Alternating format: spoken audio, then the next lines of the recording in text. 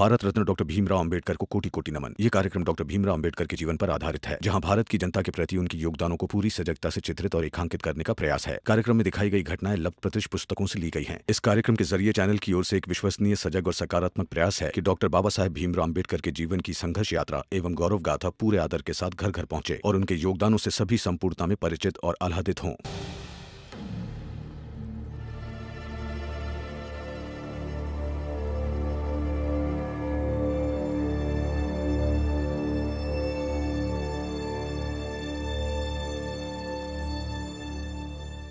शोभा रुक।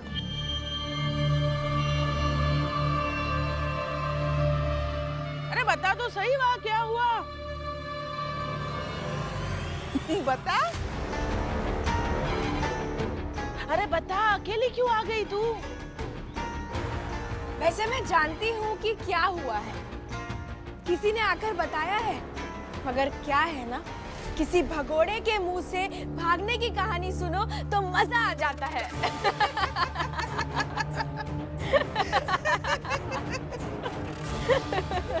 हाँ सुना? अरे हाँ हाँ सुनाओ ना।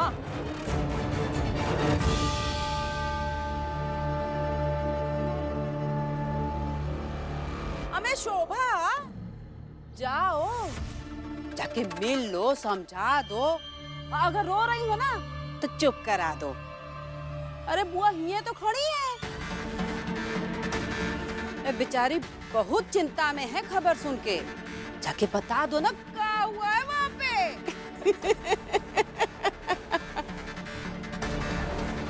आप लोगों को जो समझना है वो समझो। क्या समझे?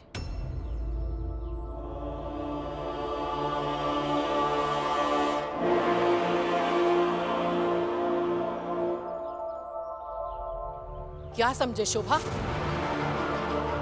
जब भीम ने परीक्षा देकर पास होने की बात की तो वहां से भाग आई और बाकी के सब भी भाग गए।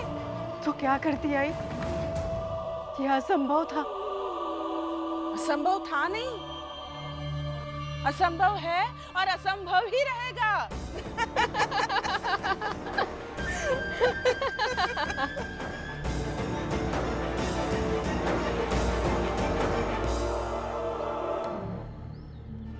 हमें ये पढ़ाई लिखाई के बारे में सोचना ही नहीं चाहिए। और नहीं तो क्या, चलो घर। और हम सब हर हाल में अब पढ़ाई लिखाई से दूर रहेंगे, नहीं तो भीमराव के चक्कर में फंस जाएंगे। हाँ हाँ, भीमराव से हम में से कोई नहीं मिलेगा।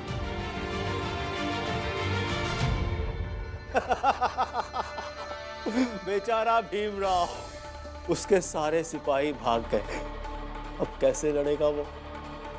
सर, सिपाही भले ही भाग गए हों, लेकिन भीमराव सिपाहियों को इकट्ठा करना जानता है, जिसमें लगता है कि वो हार गया, लेकिन वो जीत जाता है। हार के एक सेकंड पहले तक भी भीमराव में वो काबिलियत है जो खेल पलट दे। तो देखते हैं कि इस बार भीमराव खेल कैसे पलटता है। हर बार खेल पलटा होगा तो भीमराव ने पलटा होगा और उसके सारे सिपाही उसका साथ देते होंगे, मगर असली काम भीमराव करता होगा। मगर इस बार सारा काम उसके सिपाही को करना है, परीक्षा उसके सिपाही को देनी है, पास उसके सिपाही को होना है। मगर इस बार भीमराव को साथ देना है सहायक बनकर। खिलाड़ी बनकर खेल पलटना आसान है, मगर सहायक बनकर बहुत मुश्किल। तो देखते हैं कि इस बार भीमराव कैसे खेल पलटता है।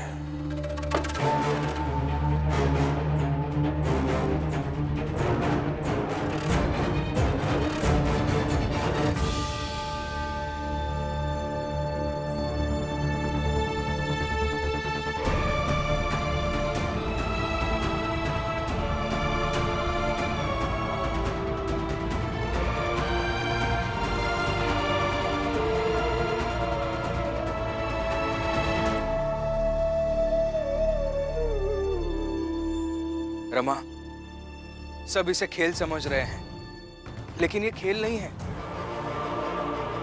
ये एक मोड़ है जिस पर अगर मैं जीत गया ना, तो कई लोग शिक्षा के रास्ते जा पाएंगे, और अगर मैं हार गया तो शिक्षा के रास्ते बंद हो जाएंगे।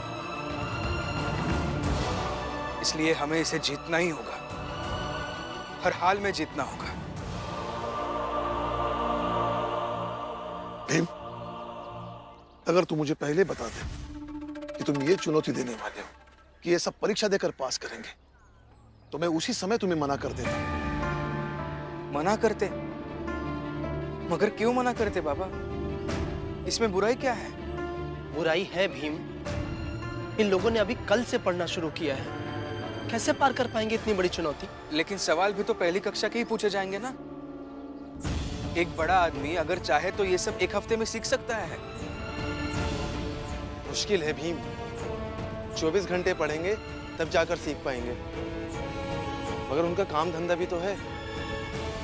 अलग जी, आपने और साधना जी ने किया ना असंभव काम, तो इन्हें भी करने दीजिए ना। बेकार की बातें मत करो रमा, ये संभव नहीं है। क्यों संभव नहीं है ये तो बताइए बाबा। भीम बेटा, उनकी उम्र तो देखो, जिंदगी की सारी परीक्षा पास फेल करके गुजारी है। अब नई परीक्षा देने से क्या मतलब है? इतने सालों से शिक्षा की दुनिया से दूर रहे और तुम जाकर कहोगे कि शिक्षा की दुनिया में हमें विजेता बनना है। कैसे कैसे बनेंगे विजेता? पता नहीं कैसे बनेंगे, मगर बनना होगा। मैं तैयार करूंगा सबको, बताऊंगा उन्हें, नहीं समझे तो मनाऊंगा। मैं देख लूंगा बाबा।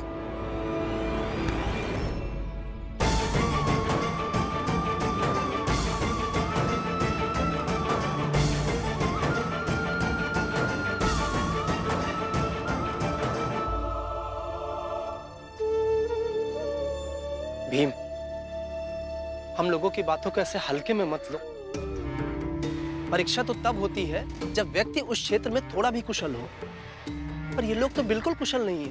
पूरन काका, हर संभव होने वाली चीज पहले डराती है, रुक जाने के कई तर्क सामने खड़े करती है, पीछे हटने के कई अवसर देती है, कई बार ये सोचने पर मजबूर कराती है कि हम इसे करें ही ना, इसके बारे में सोचे ही ना। लेकिन अगर उसे संभव बनाना है तो इन सारी चीजों को पीछे छोड़कर आगे बढ़ना जरूरी है।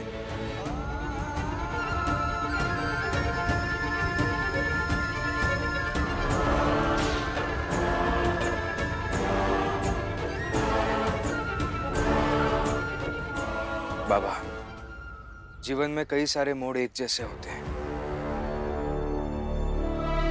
बचपन में जब आप पहली बार मुझे विद्यालय छोड़ने आए थे, वो मोड़, और आज जब परीक्षा देने के लिए मैं लोगों को तैयार करने जा रहा हूं, ये मोड़, ये दो मोड़ मुझे एक जैसे ही लग रहे हैं। और हर मोड़ पर व्यक्ति या तो बनता है या भटकता है।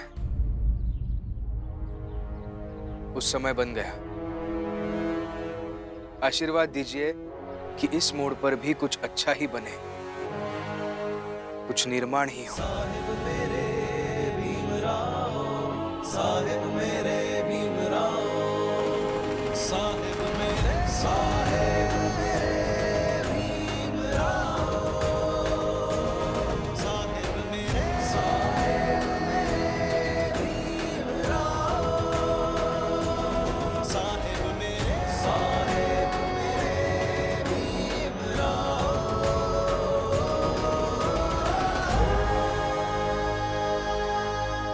बहस मत कर शोभा, हमेशा भीम भीम करती रहती है ना। और आज जब भीम का साथ देना चाहिए था तो तू वहां से लौट आई। तू भी इन लोगों की तरह हो गई ना। ए लियो, अरे तो हो गई ना हम लोग के जैसी। ए शोभा, हुआ के खड़ी हो, आओ आओ यहाँ आके खड़ी हो जाओ, अब बन जाओ भीम विरोधी। किसी के साथ खड़े ना होने का मतलब ये नहीं होता है कि किसी दूसरे के साथ ही रहेंगे। इसलिए आप सब अपना काम कीजिए और मैं अपना।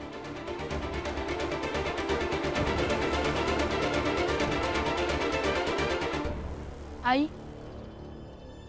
भीम भैया गए पढ़ने वालों के पास उन्हें समझाने। अरे तो तुमको भी जाना चाहिए था ना समझावे खातिर, हैं? काहे नहीं गए? मैं भी एक विद्यार्थी को समझाने ही आया हूँ।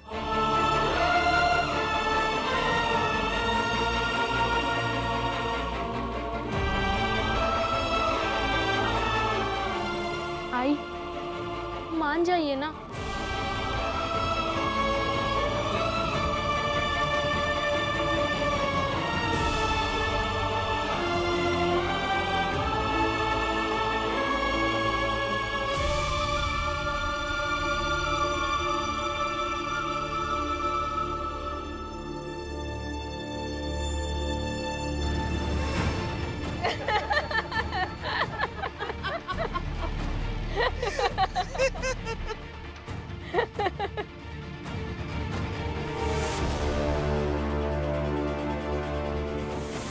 ऐसे कुल मिलाकर ये बात हुई कि पढ़ाई लिखाई का नाटक खत्म हो गया। और ऊपर से भीम ने कहा है कि अगर ये सब परीक्षा में पास ना कर पाए तो वो पढ़ाई की बात छोड़ देगा। तो अब ये पढ़ाई लिखाई का नाटक भी खत्म हो जाएगा।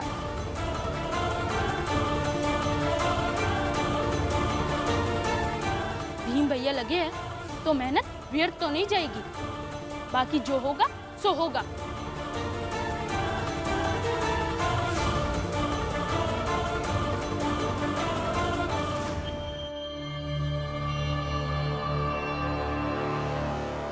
भीम गलत जगह उलझ रहा है, पता नहीं इसका क्या होगा। हाँ भाऊ, हमें भी यही लगता है। हाँ, पढ़ाने तक तो ठीक था, लेकिन ये इम्तिहान की चुनौती, ये ठीक नहीं लग रहा है। और मैं तो खुलकर विरोध भी नहीं कर सकता हूँ, क्योंकि भीमराव ने मेरी मदद भी दुनिया से लड़कर ही की ना।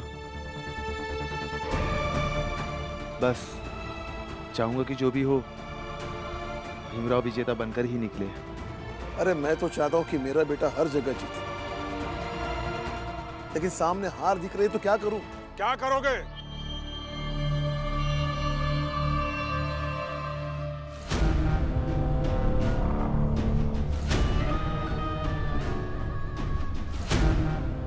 क्या करोगे? मैं बताता हूं ना राम जी, क्या करना है। इस बार जब तुम्हारा बेटा भीमराव हारेगा ना, पूरे शहर में उसका पुतला लटकाऊंगा। मोहल्ले मोहल्ले में उसका पुतला लटकाऊंगा, ताकि जो भी वहां से गुजरे उसे देखकर उस पर हंसे, उसका मजाक उड़ाए। अच्छा लगेगा, अच्छा लगेगा मुझे तुम्हारे बेटे पे लोगों को हंसते देखकर। मजा आएगा। तो उस दुख, उस तकलीफ को झेलने और सहने की शक्ति जोड़ के रखना राम जी। अब समझ में आया?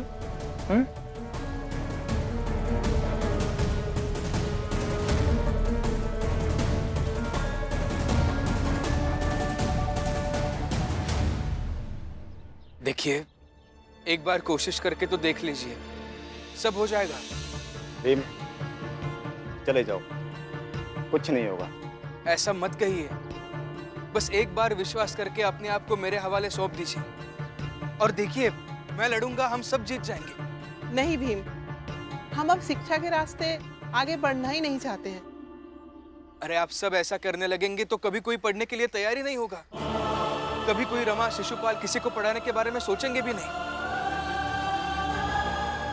सबकी लाज आपके हाथ में है, सबकी उम्मीदें आपके हाथ में है। हम नाकारे हैं, किसी काम के नहीं हैं, हमें जाने दें।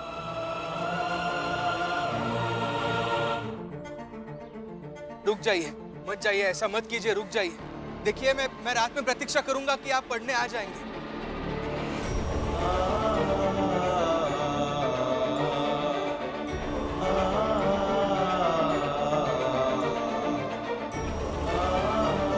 हमारी प्रतीक्षा मत कीजिएगा, हम नहीं आएंगे।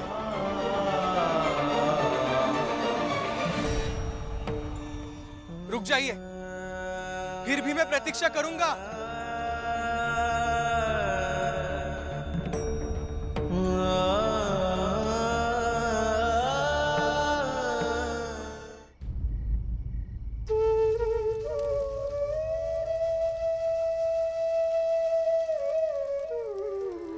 भीम, चले जाओ, कुछ नहीं होगा। हम अब शिक्षा के रास्ते आगे बढ़ना ही नहीं चाहते हैं। हमारी प्रतीक्षा मत कीजिएगा, हम नहीं आएंगे। रुक जाइए, फिर भी मैं प्रतीक्षा करूंगा।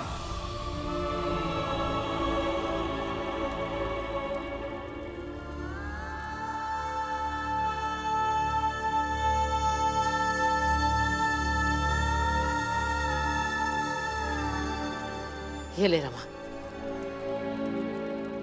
रमा, रमा, रमा, मिर्ची चाहिए थी ना, ये लो।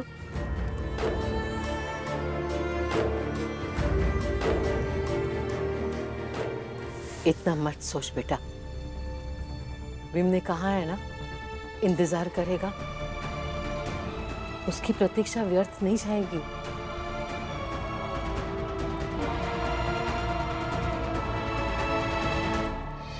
करुणा, आजा आजा आजा आजा, बैठ।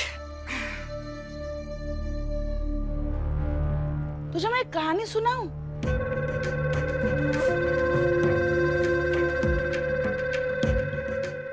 हाय, सुनाइए ना। मैं जब छोटी थी ना, तब एक तकिए को अपना भाई मानती थी। ये देख, ये तकिया है ना, ऐसे दे। फिर तो मैं बड़ी हो गई, लेकिन फिर भी इस तकिए को मैं अपना भाई मानती रही। इसे कहती थी तू करोड़ों का भाई है। लेकिन फिर मुझे समझ में आया ये तो भाई नहीं है, ये तो तकिया है, और वो भी 2 कौड़ी का है। तब से इसे याद करके मैं रोज मारती रही कि मैं कितनी बेवकूफ थी। हाँ, जैसे रमा और बाकियों को लगता है कि भीमराव की सोच कमाल की है, करोड़ों की है, लेकिन जब सबको पता चलेगा कि वो 2 कौड़ी का है, तब सब उसे भी मारेंगे, पीटेंगे और भला बुरा कहेंगे। हाँ, और ऐसे मारेंगे, ये देख, ऐसे मारेंगे।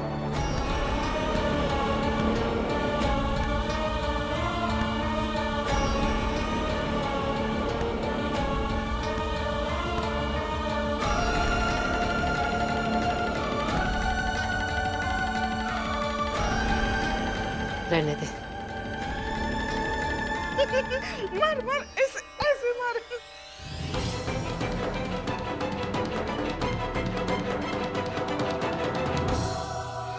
बहुत टांग अड़ाने की आदत है ना तेरी। अगर अब इसे फाड़ दिया ना, तो मुझसे बुरा कोई नहीं होगा।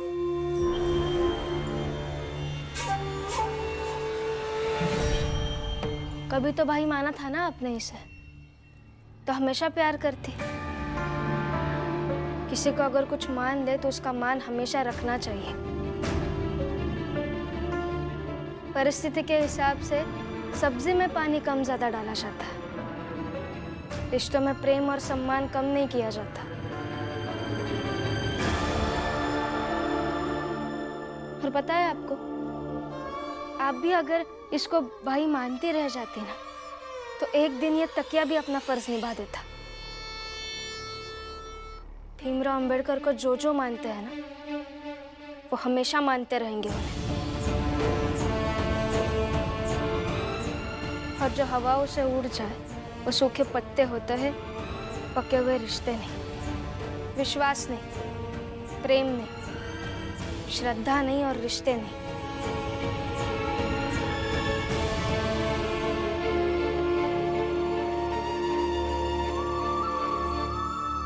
जीजाबाई और करुणा, तू भी सुन ले। लोग आएंगे और आज रात में ही आएंगे।